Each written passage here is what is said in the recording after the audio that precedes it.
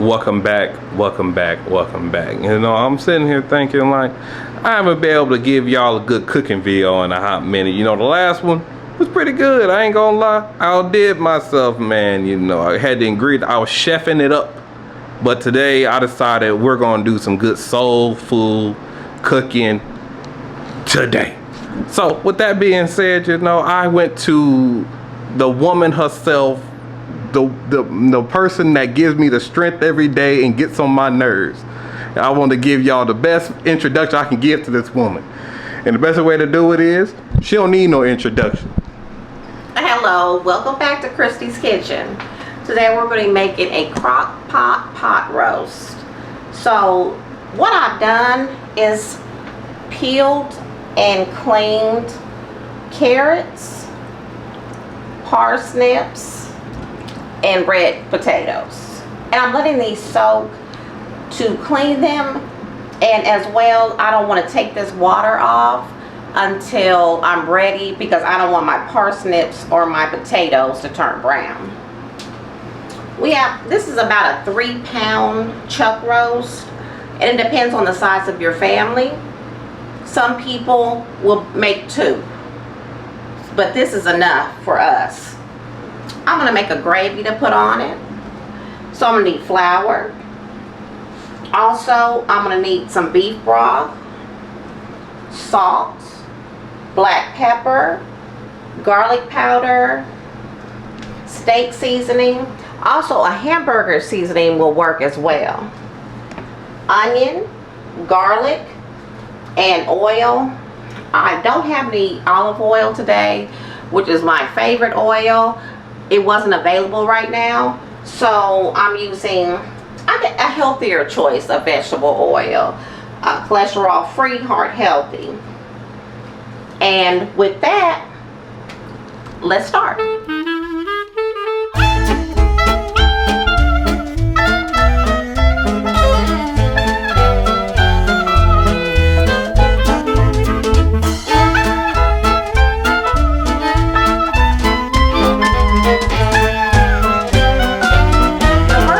Do is season our meat.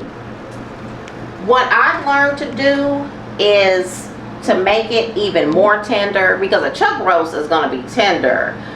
It's not an expensive cut of beef, but if prepared properly, it is absolutely delicious. The first thing I do is I knead it like, that's the only thing I can think of to call it. Because what I want to do is start the process of breaking it down. So I'm just pushing here. And keep in mind, this roast is room temperature. You never want to cook a piece of beef that's cold. It will just shock it.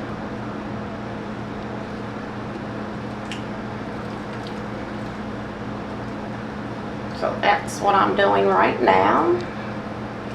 And you'll actually see your roast starts to grow a little bit. It's not as small as it was. Do what you would call like massaging the meat? I guess you could call it that. I kind of look at it like I'm really just the beginning steps of breaking it down. I always was like, these roasts always seemed so much bigger when I was a kid. Now you see, because you have to work on it. And another thing I love about a chuck roast is the fatty part of it, and it just adds a lot of flavor. And so as you do this, you're gonna feel that tissue softening.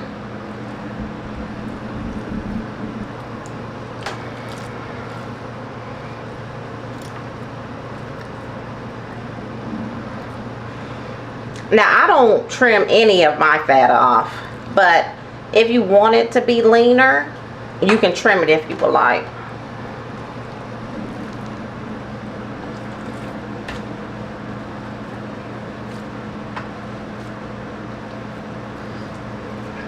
You should have been among Susan. Ah! I'm so irritated. That's my second career path. I'm so irritated. Like, nothing like you working there. Hell, Look, I don't play. I believe you. I'm sitting there thinking she been massaging this bitch for a good minute. I'm like, dang. Get my workout. Yeah, if I say I'm gonna do it, I'm gonna do it. Right on. Okay. And so once I feel like I've got it where I want it, I'm going to do a quick rinse.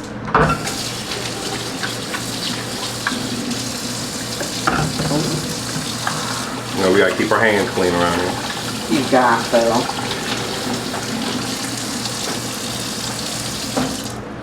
You know, we practicing a clean workstation. And that's something that is so important to me, is actually the cleanliness of food. You know, it's very important. So initially, I'm going to go ahead and start to season.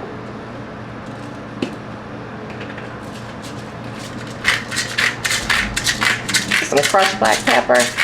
And I am very heavy-handed with seasoning. If I can see my seasoning, then I know my flavor is there.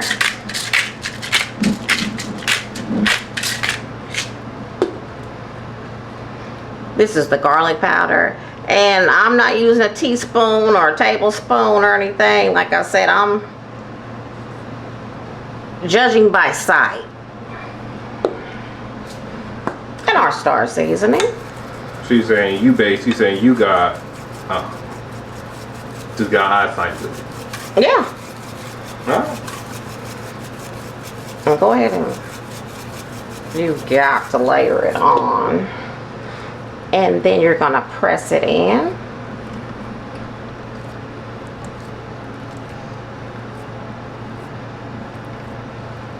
You know, we might turn this into a class. Meat tenderizing 101. Right. And you got to massage the other side too, don't you? Right. So once I've seasoned it, I'm gonna knead it in. I'm sorry. Let me get a paper towel.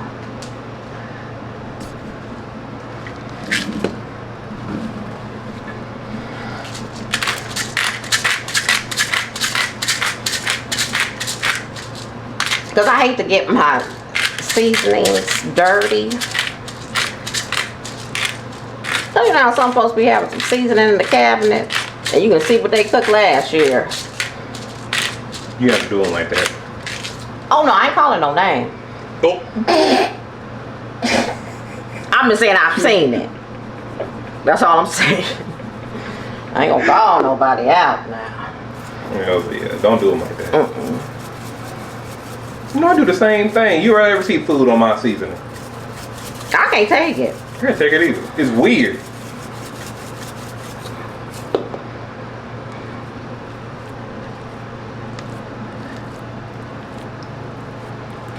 So as you do this, you're gonna see you a completely different piece of meat. It is a way different piece of meat. And I love this because, you know, it's not that expensive, and you can feed your family with it.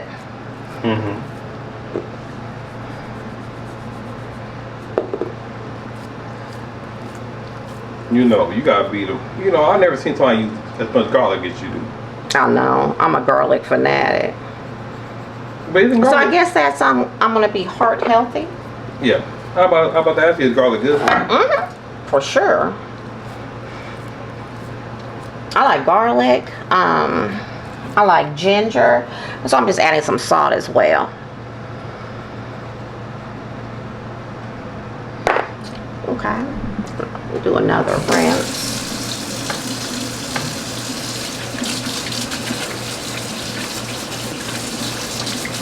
You know, showing good hygiene.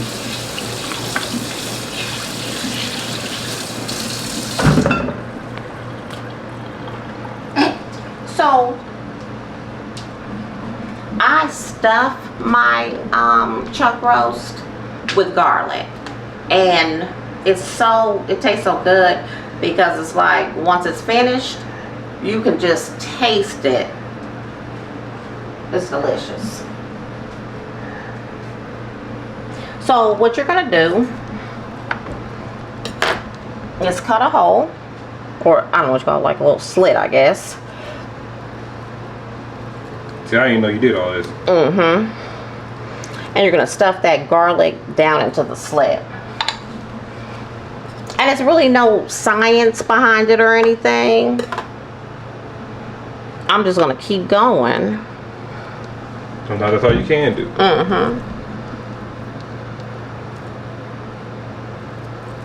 Sorry if I'm blocking y'all's view. I'll do it like this so you can see what I'm doing.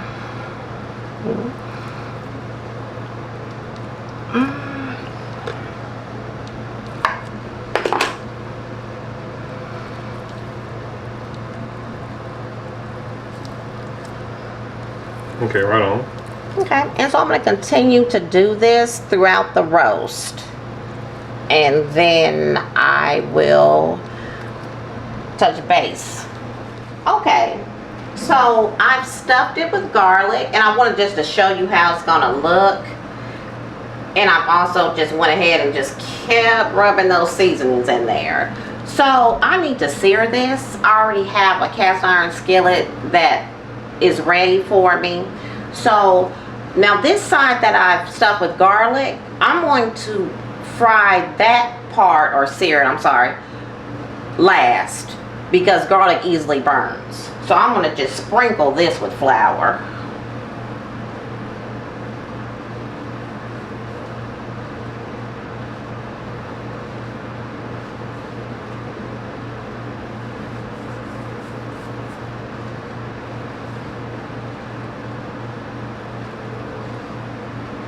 And then I'm going to dip the other side.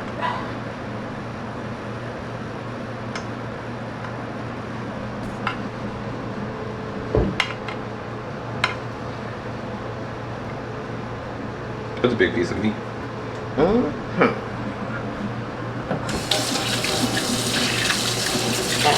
of course I've got to rinse again.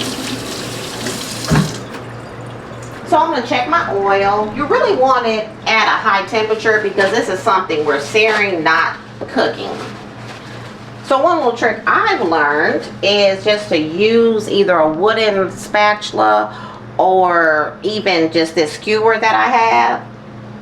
And if I put it in there and it's frying, then I'm good to go. Right on.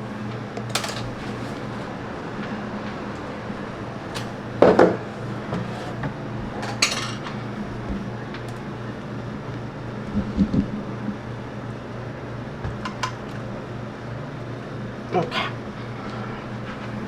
And always lay your meat away from you so you don't get splattered.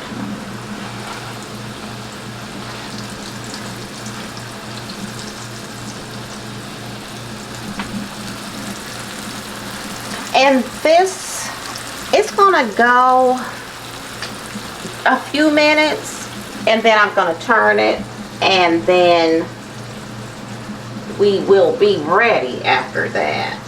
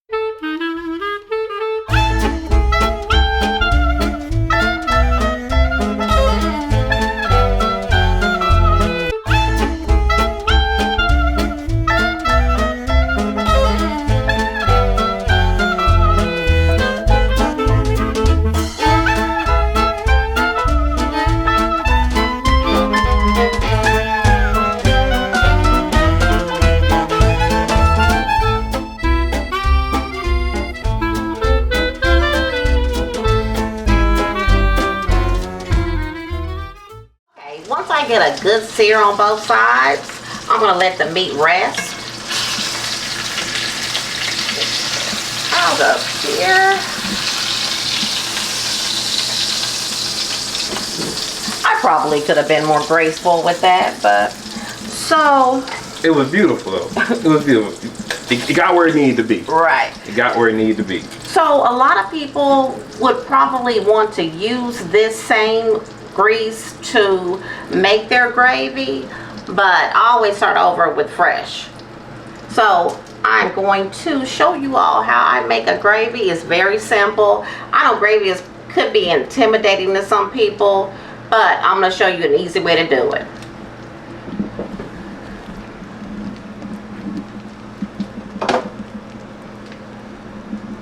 Okay, so our next step is to make the gravy. Very simple ingredients.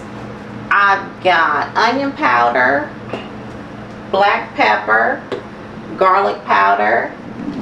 This is about 4 cloves of garlic chopped, half of an onion, and what I've got here is, this is about 4 tablespoons of oil that is, I've preheated. The first step is, of course, we've got to brown the flour. Very simple. And really you just got to gauge it. Okay, let's start here. Because you're going to be absorbing the oil.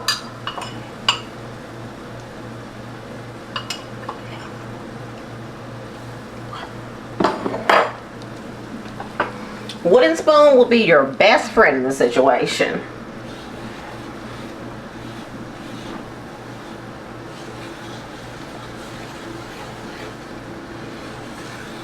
And when you're making a gravy, it's all about ratio of flour to oil.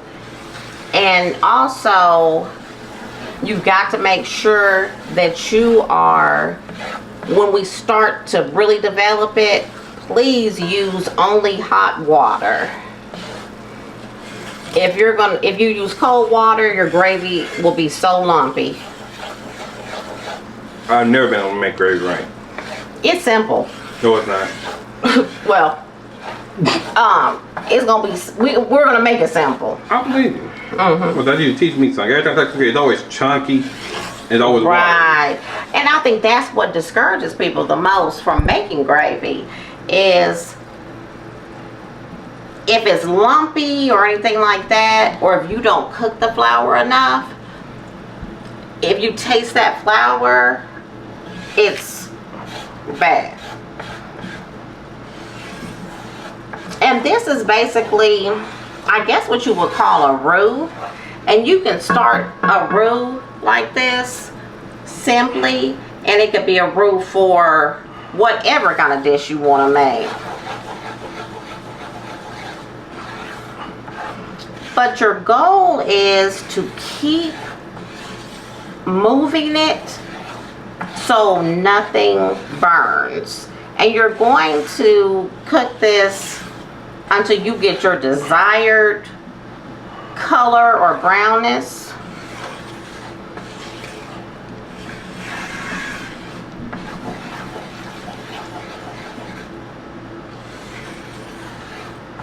And you're going to see it start to darken.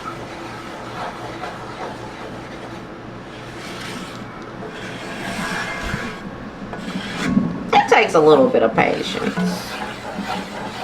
But that's with cooking. Were you scraping this all up to make sure it doesn't stick to the side? Right.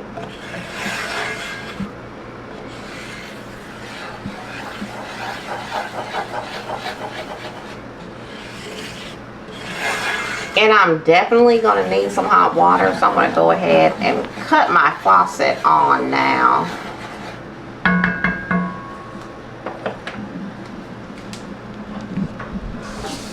So we can start warming up. And I'll put 2 cups of hot water. You may not need it all.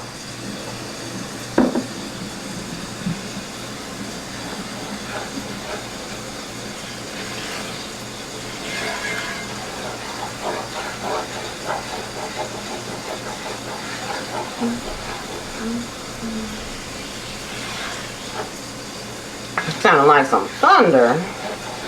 We've been having a lot of rain out here in Texas.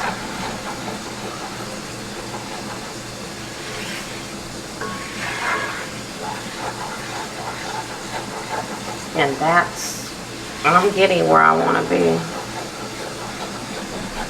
That color looks good.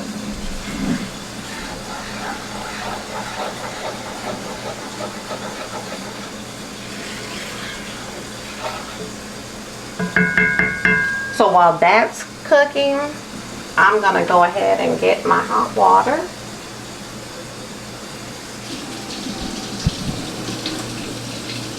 And it's so hot out here in Texas right now to where you cut on the cold water and you've got to let it get cold. It comes out hot.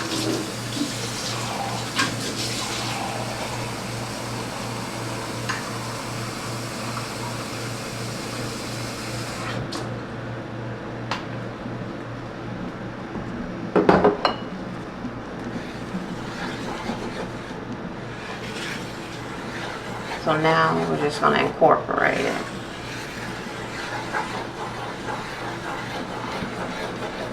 That's the color I want.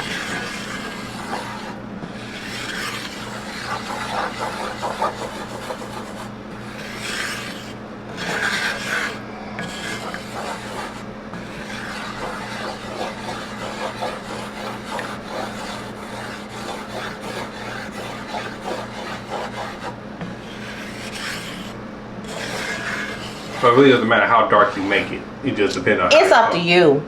I like mine. What'd you call it? Like a milk chocolate, like a caramel.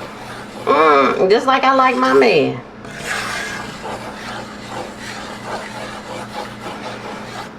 Okay, so once you get to where you want it, and this is how I like it.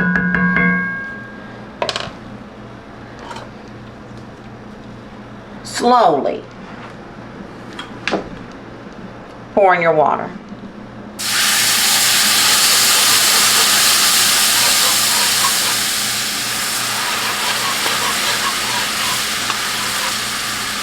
And be careful, it's hot.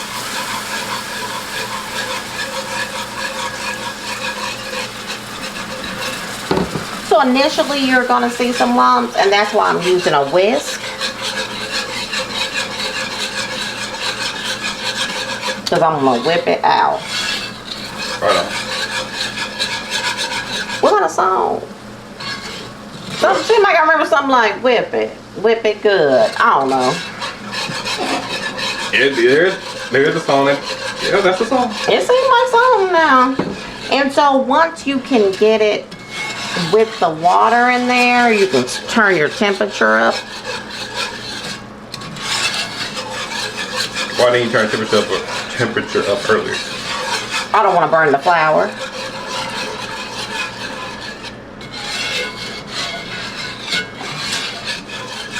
I mean, this is a gravy, smothered pork chops, smothered chicken. You can start a roux like this even if you're making gumbo. So, or breakfast, you know.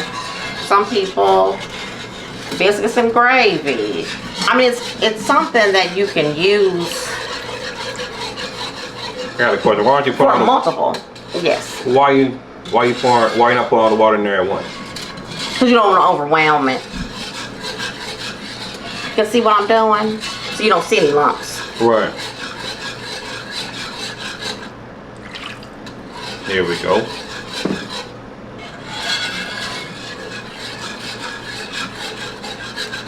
Simply beautiful.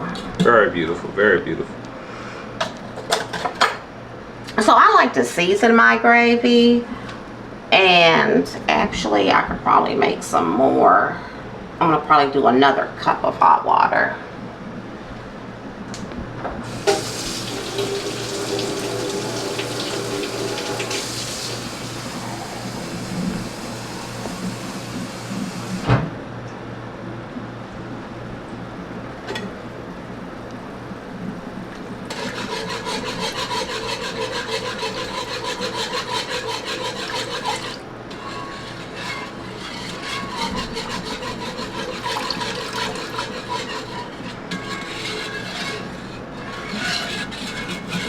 How are you determining how much gravy you need? Well, in this case, since we're putting it in the crock pot, I'm also going to put in the beef broth as well. So I'm not just depending on this for my juice. Right. So once you get that, that's the way I want that. Okay. Then I'm going to go ahead, and you have to still season it. This is salt. I'm not sure. Maybe 2 tablespoons. You eyeballing it. Right. And that's just how I cook. Now I know with baking, you have to be precise. This is garlic powder. I'd say 2 tablespoons. Crushed black pepper.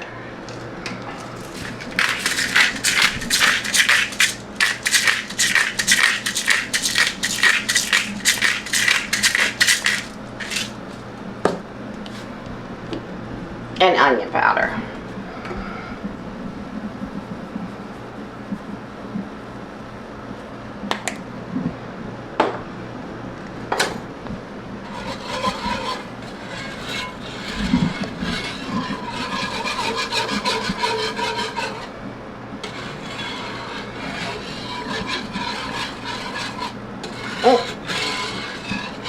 Smells good already. Who's your mama? Well, hopefully you. Well, hopefully you. Okay. So, I'm gonna get my garlic. Hold on 1 second. And I'm also going to put in my favorite onion in the world, noonday onions. And I'm blessed enough to live, how do I live from noonday? Like 10 minutes, if that long. 10, 15 minutes, if that. And those onions are sweet as a mother's love. I mean, some people actually feels like it almost tastes like a green apple almost.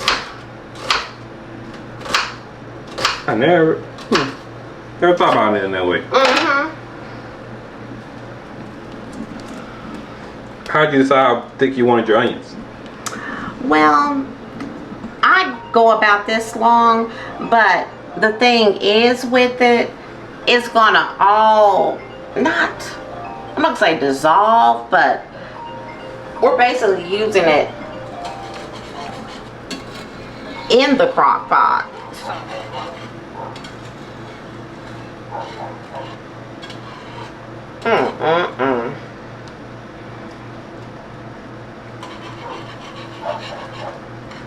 And since it's going in the crock pot, it doesn't have to be completely cooked, your onion or garlic. It's really just for the flavor of it. But I do like to taste it. Oh, this is hot.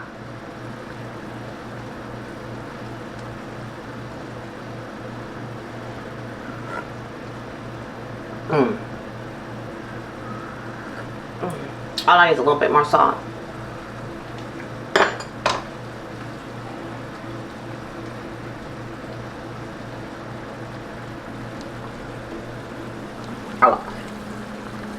I want more garlic. No, look. I'm a garlic fanatic.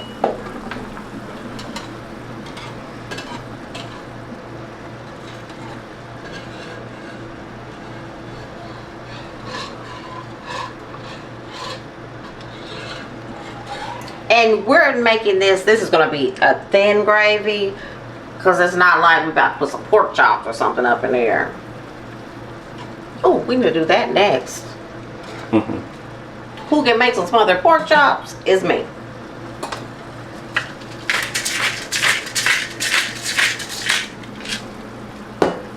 So this is going to simmer a couple of minutes, and then I'm going to show you how we put it all together in the crock pot. So next, we're going to prepare our vegetables. Got these carrots. And like I said, I've had these soaking in cold water. And I like my carrots big. I love carrots. It's one of my favorites. So I do mine in about 3 slices.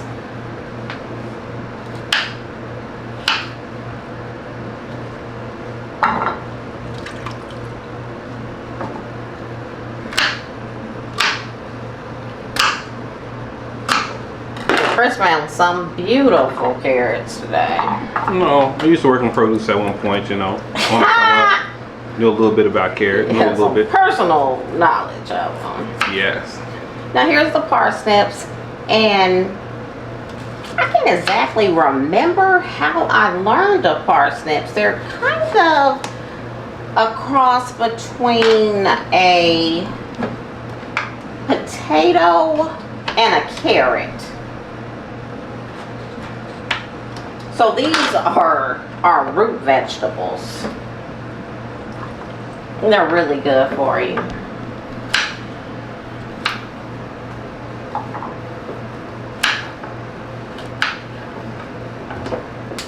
So does it Man down. Oh no. Yeah, man down. We're living in some time.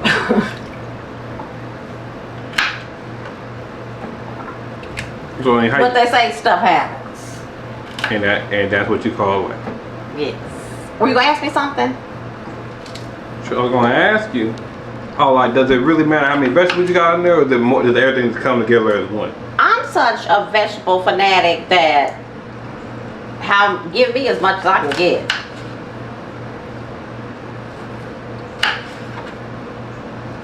So you're doing a great job. Thank you. I was looking outside and was like, I'm hoping we get some rain out this way today. Right. It's been so hot. The heat index has been up. You know, I really like it when it storms a lot. Yeah, me too. It's soothing. Right. So these potatoes, I'm just going to just cut in half. That's it. That's it. I don't like my vegetables cut up small. You want to be able to see them. That's what my grandfather always told me.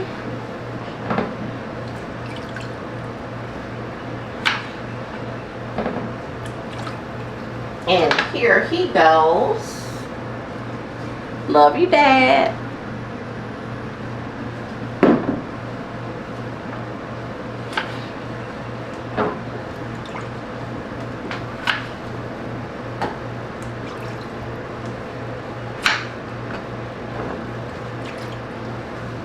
Now, if you were going to make mashed potatoes with this, you don't have to put potatoes, but we're going to have ours with rice. Man down, man down.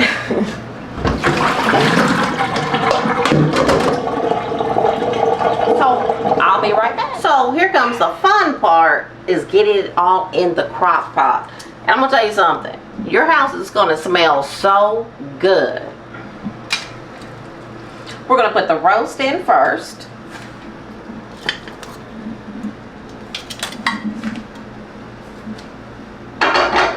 Next, our root vegetables. And there's no particular order.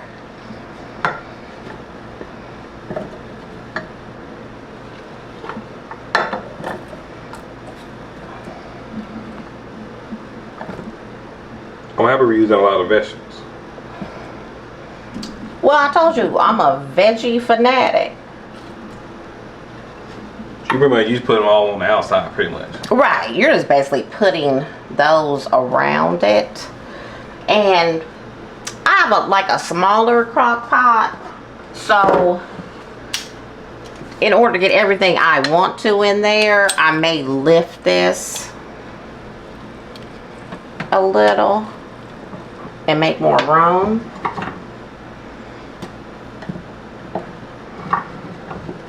Got a random question. Mm-hmm. Why don't you just put the vegetable on top of the meat? I mean, underneath the meat.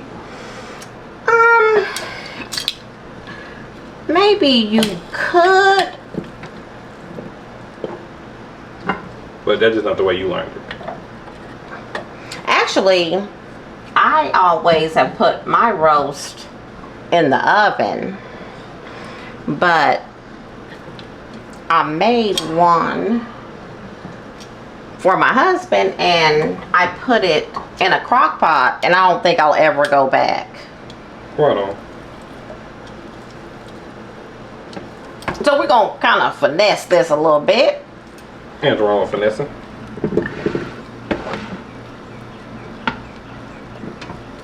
There you go.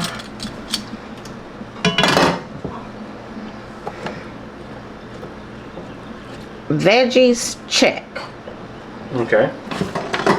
What else would you be adding? This is one medium-sized onion that I've just put in quarters. Okay. What's next on the menu? 1, 2, 3, 4, 5. About 7 cloves of garlic. Okay. Next is our gravy.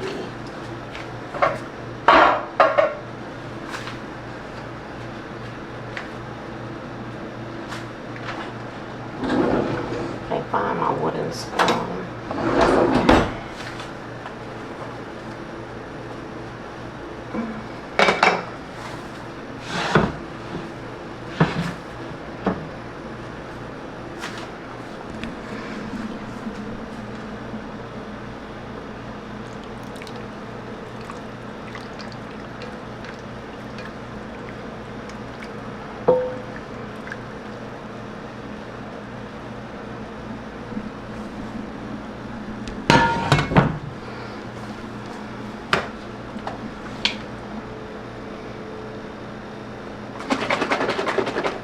Make sure you shake it up before you. Right. So our beef broth is next.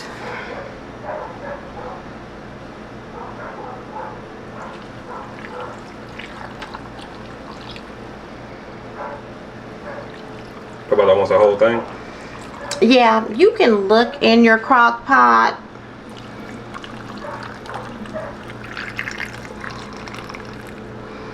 Because it's going to be nothing but flavor. And of course, your meat is going to make juice as well as your vegetables. So I used about half a quart. Right on. It smells good. Now, thank you. So I would have loved to add some fresh thyme, but I forgot. But luckily I have some dried.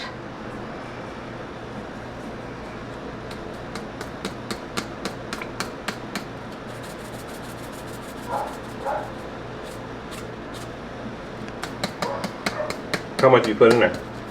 I'm basically covering the top because all, like I said, all this is going to cook down. Right.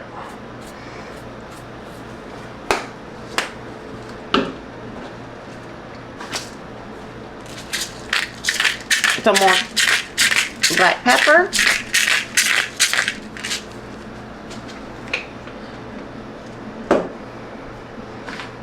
I'm going to grab the lid.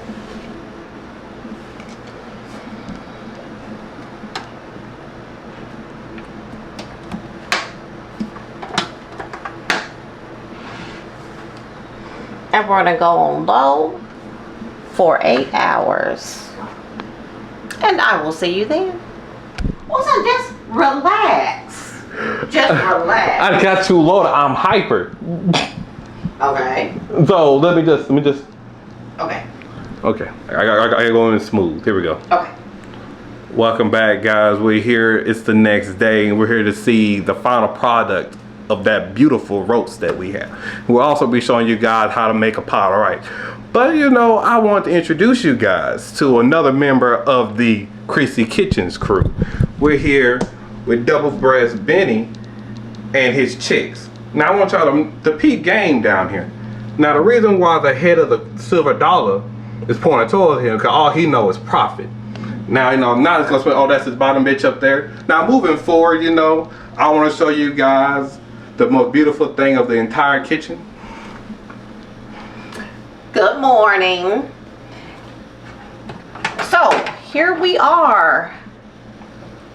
Our roast is made a beautiful gravy.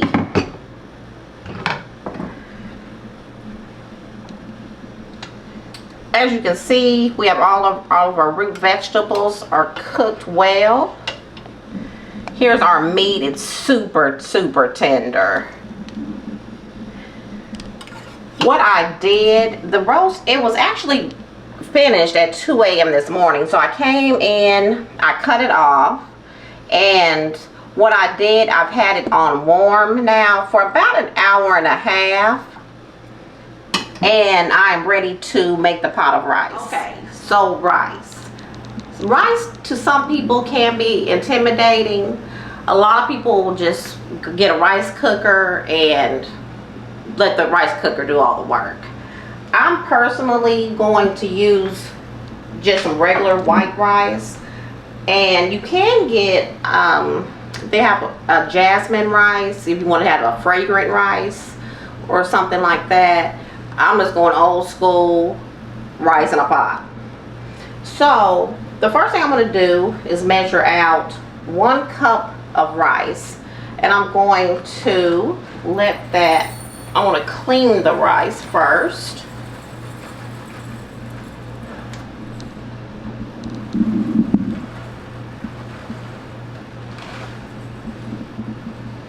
Okay. And it's simple. If you use 1 cup of rice, you're going to use 2 cups of water. Or if you want 2 cups of rice, you're going to use 4 cups of water.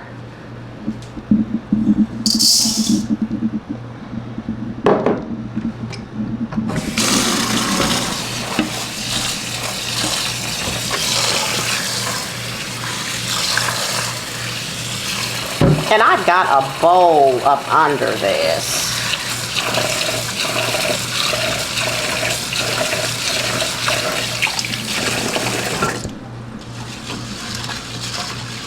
And you know, the thing about cooking, you learn things as you go along. And I never used to clean my rice. And the other day, my husband was like, as much time and energy you spend in cleaning meat, you should clean your rice as well. So that's what I'm doing today.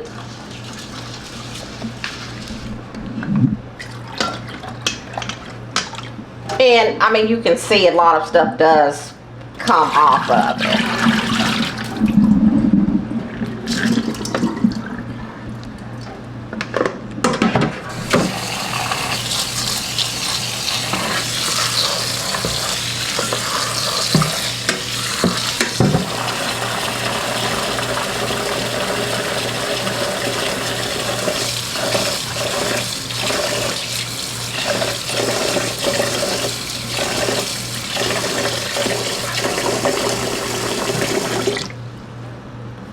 While that's, I'm gonna let that soak for just a moment. I'm gonna go ahead and get my 2 cups of water.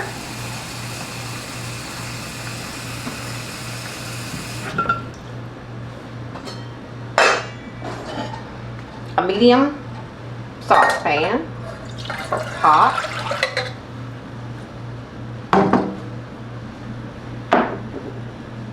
You need to salt the rice, and this, I want to say a couple of teaspoons. Eye test. What's that? Eye test. Yes. Eyeballing it. There you go. And then I'm also going to add some oil because I don't want my rice to be too friendly. Define friendly. Friendly as in they're all hugging and stuck together. Oh, I got you. You see what I'm saying? Okay, I got you. I got you. Okay.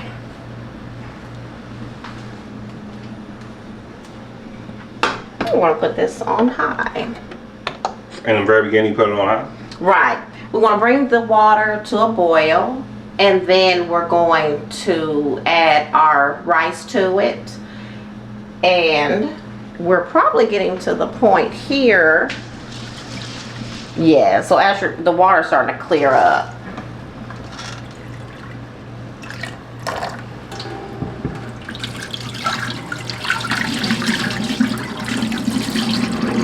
I never thought about cleaning off rice. Yeah, and I've never done it. I've seen people do it. And I was like, let me, when my husband pointed it out, I was like, okay, that's going to do the next time I make it.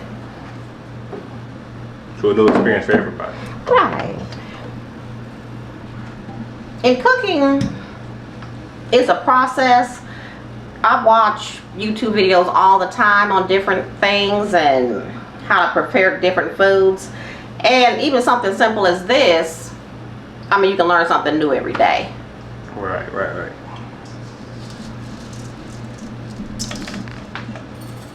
So how much rice are we measuring out? It's the 1 cup. Oh, still. Mm-hmm. All right.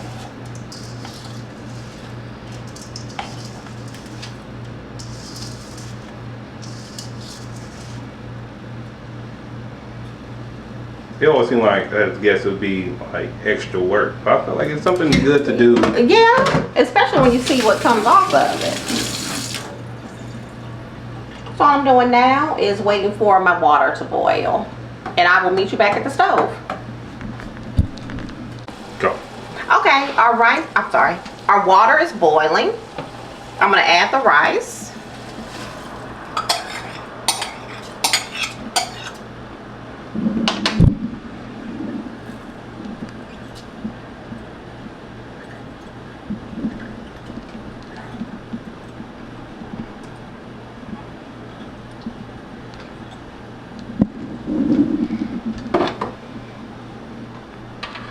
Do just a stir to kind of even it out.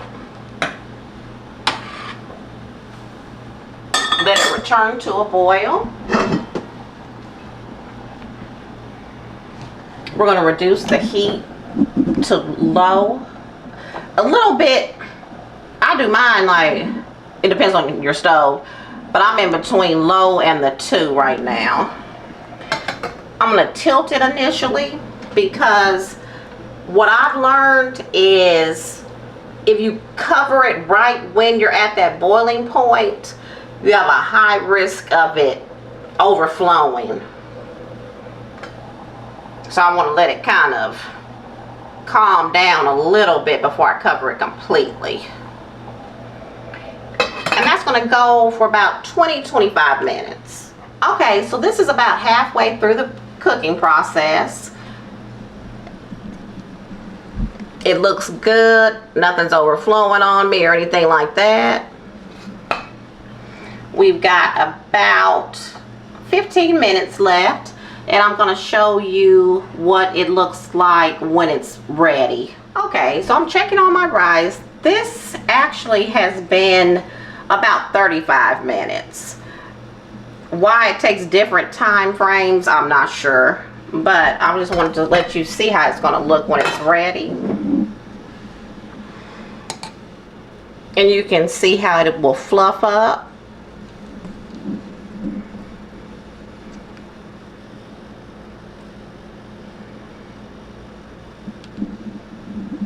And I'm just going to do a quick taste. I just want to make sure it's tender as I want it. Be careful, it's hot. Perfect. So now it's time to plate up. Okay, so here comes the fun part. the tasting. No knife is required. This is so tender.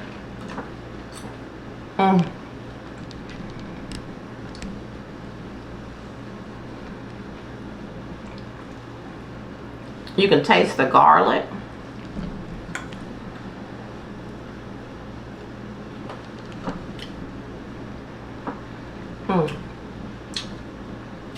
And that's why I like my vegetables big.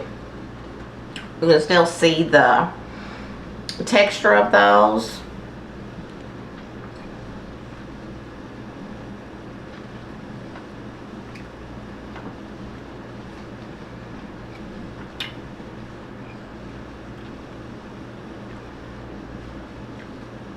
It feels so good.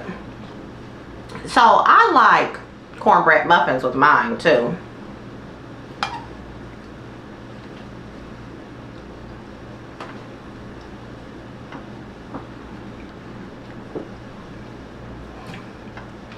Success. I hope you enjoyed this. It was an excellent meal. Even if you want to prepare the roast the night before and then put it on before you go to work the next morning. And if you have this waiting up for you, you are definitely in for a treat. Thanks again. Enjoy.